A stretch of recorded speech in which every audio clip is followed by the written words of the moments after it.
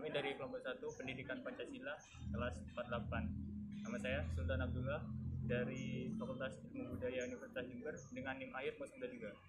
Perkenalkan, saya Vita Damayanti dengan NIM akhir 23188 dari Fakultas Keguruan dan Ilmu Pendidikan. Saya Tasya Aurelia Febrianti dengan NIM akhir 23153 dari Fakultas Keguruan dan Ilmu Pendidikan. Nama saya Anissa Rivi Ramadhani dengan akronim 011 dari Fakultas Ilmu Budaya. Nama saya Fadila Nafiliara Terjaninya dari Fakultas Hukum dengan NIM akhir 1113. Saya Firanda Ardiansyah dari Fakultas Keguruan Ilmu Pendidikan dengan akronim 095. Saya Afita Bella Ayudesita dengan akhiran NIM 3022 dari Fakultas Ekonomi dan Bisnis. Saya Febrilia Safira dengan NIM 2310 dari Fakultas Keguruan dan Ilmu Pendidikan. Saya Reza Valevi dari Fakultas Ilmu Sosial dan Ilmu Politik dengan akhiran NIM 121. Dewan Kesenian Kampus atau DKK merupakan salah satu UKM yang ada di Fakultas Ilmu Budaya Universitas Jember. UKM ini didirikan pada tahun 1994, di mana beberapa mahasiswa di Fakultas Sastra atau sekarang disebut Fakultas Ilmu Budaya ingin memiliki wadah untuk berkesenian. Ada beberapa bidang seni yang dimiliki oleh UKM Dewan Kesenian Kampus ini, yaitu bidang musik, bidang teater, tari, puisi, seni rupa, dan seni media rekam. Di video ini, kita akan berfokus pada seni tari dari Dewan Kesenian Kampus, di mana Dewan Kesenian Kampus berfokus pada bidang tari tradisional, yang merupakan contoh yang bagus untuk ditiru, karena di zaman modern ini, anak-anak muda, khususnya mahasiswa, melupakan budaya mereka sendiri, entah itu tarian, lagu daerah, bahkan ciri khas dari daerah mereka berasal. Jadi, dengan adanya UKM ini, diharapkan banyak generasi muda yang bangga atas budaya yang mereka miliki dan bisa terus melestarikan kesenian Indonesia agar tidak hilang dimakan masa. Teman kami dari kelompok 1, kali ini kami berkesempatan untuk mewawancarai Kakak Ketua Dewan Kesenian Kampus dengan Kak Riri. Kak Riri, dipersilahkan. Oke, perkenalkan, aku Riri Rosalinda, biasa dipanggil Riri. Aku Ketua Umum Dewan Kesenian Kampus Fakultas Ilmu Budaya Universitas Jember untuk periode 2023 sampai 2024. Oke, kami di sini ingin bertanya tentang Dewan Kesenian Kampus nih Kak ya. Yang pertama, apa sih Kak yang melatar belakangi dibentuknya DKK ini? Oke, kalau latar belakang terbentuknya sih dulu pada saat tahun 1992 itu ada sekumpulan mahasiswa di Fakultas Sastra. Kalau dulu Fakultas Ilmu Budaya itu namanya Fakultas Sastra. Nah, di situ mereka mulai berpikir soal mereka butuh wadah untuk berkesenian dan melakukan kegiatan kesusastraan gitu. Nah, akhirnya di tahun 1994-nya akhirnya berdirilah ada dua opsi nama waktu itu. Ada Dewan Kesenian Kampus sama aku lupa ya satunya, Ekspresi Seni dan Sastra kalau nggak salah. Tapi akhirnya nama Dewan Kesenian Kampus yang digunakan dan akhirnya berdiri di tahun 1994 itu. Oke. Lalu yang selanjutnya, kegiatan apa aja nih yang udah dilakuin sama DKK? Kalau kegiatan sebenarnya tiap tahun kita pasti ada kegiatan yang beda-beda sih. Cuma kalau di tahun ini kita bakal ada pementasan tentunya karena lingkupnya adalah UKM Kesenian. Pementasan teater, ada pemutaran, juga ada pameran, ada launching antologi puisi, ada launching musik. Nah, jadi itu yang mau kita lakukan, sama pembuatan video dokumenter. Wah, banyak ya Kak ya. Lalu apa tujuan utama dibentuknya DKK di lingkungan kampus ini?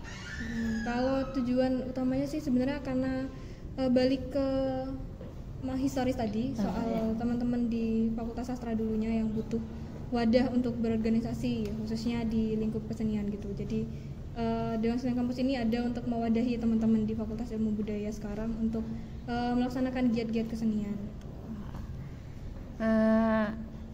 Berarti tadi tuh udah disebutin pementasan. Oh, tadi udah disebutin apa aja yang udah dipentasin ya Kak. Lalu yang mau dilakuin dipentasin lagi apa nih? Kalau di tahun ini kita mau ada pementasan teater sih, naskahnya masih kita rahasiakan. Oh iya, ditunggu deh Kak. Nanti kita tunggu di bulan September. Oke. apakah menurut kakak itu apakah terdapat semacam keterkaitan antara DKK ini dengan nilai-nilai Pancasila? Nilai-nilai Pancasila. Aku rasa akhirnya nilai-nilai Pancasila itu nggak bisa lepas sama sekali ya, sama apalagi sama hal-hal yang wujudnya organisasi, karena aku rasa Pancasila itu satu hal yang fundamental banget kan, yang mendasar banget. Jadi udah pasti ada kaitannya antara kami Dewan Senen Kampus dengan mungkin teman-teman terkhusus nilai Pancasila ya. Pasti ada kaitannya sih aku rasa. Bagaimana sih Kak DKK itu mengintegrasikan nilai-nilai Pancasila dalam program kerjanya atau kegiatan yang dilakukan DKK ini? Kalau secara umum mungkin ngomongin Dewan Senen Kampus ya. Di sini kita ada dua bagian besar kalau di Dewan Senen Kampus, ngomongin keorganisasian sama ngomongin soal kreatifnya, proses kreatifnya.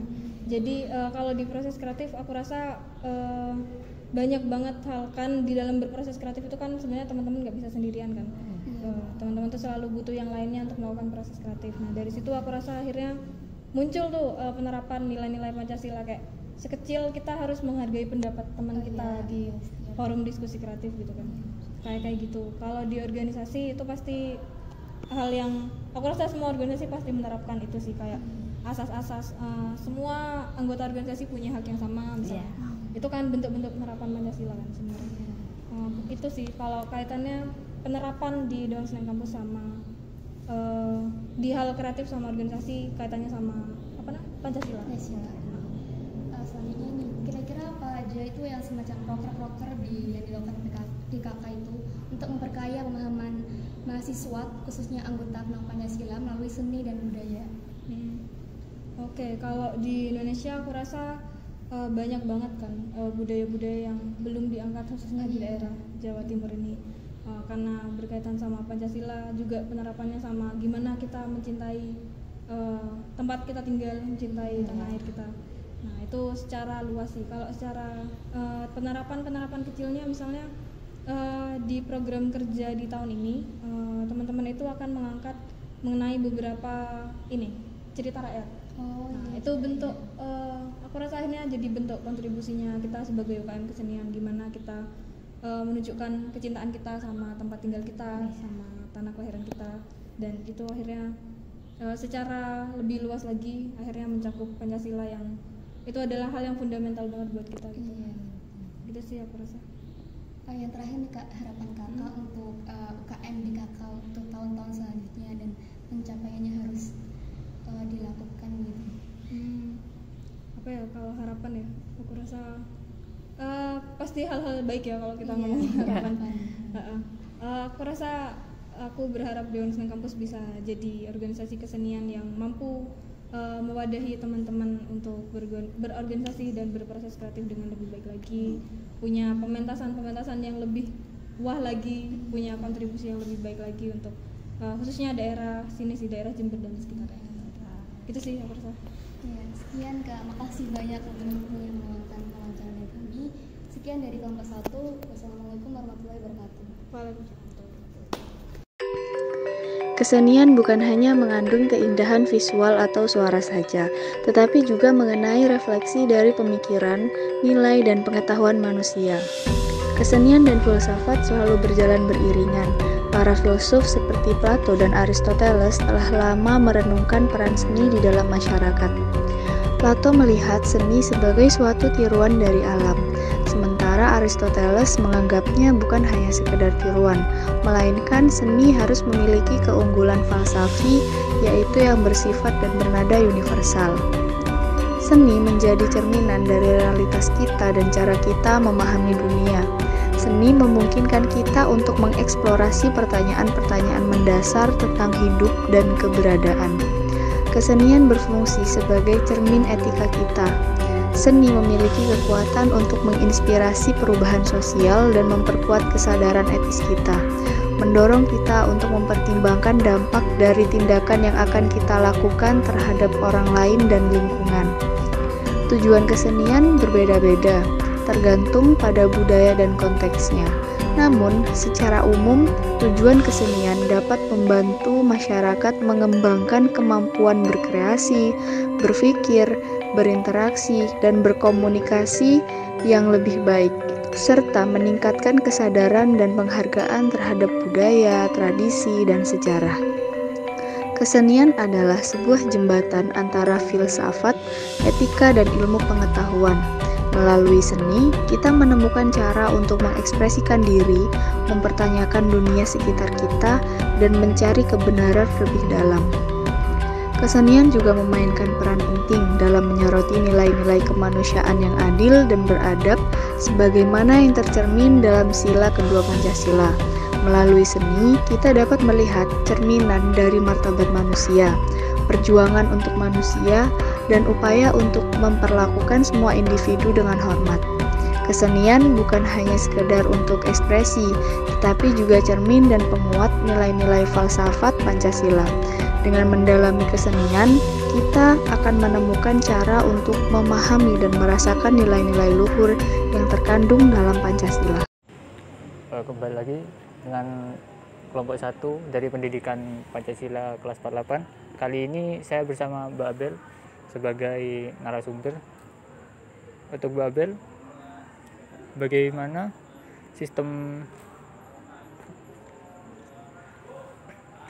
implementasi dari Pancasila yang diterapkan dalam kreativitas seni tari?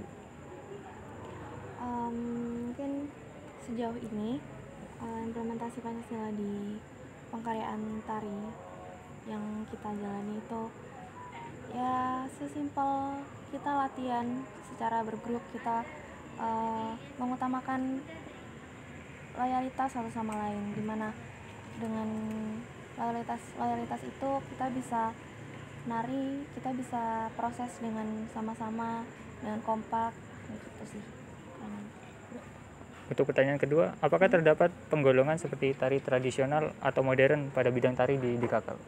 Kalau di DKK sendiri kita nggak ngebatasin soal minat dan bakat teman-teman anggota itu mau di modern atau di tradisional, itu kita nggak ngebatasin. Jadi selama ini sih based on diri masing-masing sih. Kalau memang mereka mau di modern ya silahkan, kalau di tradisional ya juga silahkan.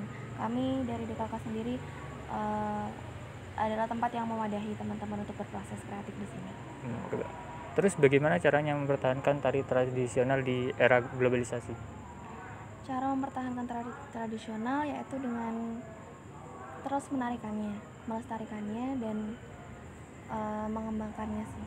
Kita biasanya sering banget coba tari-tarian tradisional, ya mengcover ke kreasi baru, dan basicnya selalu tradisional. Itu juga menurutku bentuk melestarikan tari-tari tradisional di era globalisasi. Terus, apakah terdapat prinsip-prinsip filosofis tertentu yang menjadi landasan bagi pengembangan ilmu tari di DKK? Kayak gimana ya? Mungkin lebih ke ini sih. Atau ganti pertanyaan? Gimana? Langsung ke 5 ini. Oh ya boleh. Terus sejauh mana nilai-nilai Pancasila tercermin dalam proses pengembangan dan penyajian karya-karya tari di lingkungan DKK?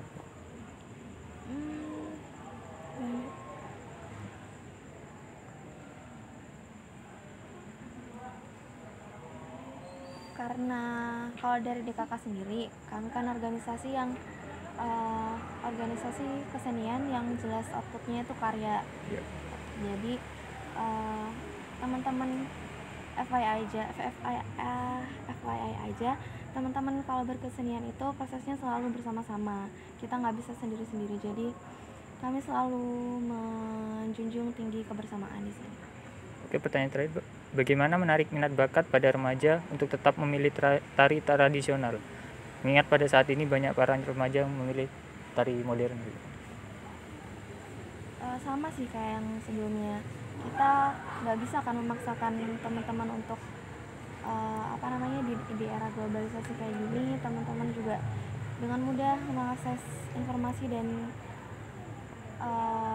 informasi dari media sosial. Jadi teman-teman mungkin minatnya lebih banyak ke modern atau sebagainya. Jadi yang bisa kita lakukan di sini sebagai organisasi kesenian yang juga kebanyakan karya dari kita juga basicnya dari tradisional, ya kita cuman bisa terus memproduksi karya-karya tradisional.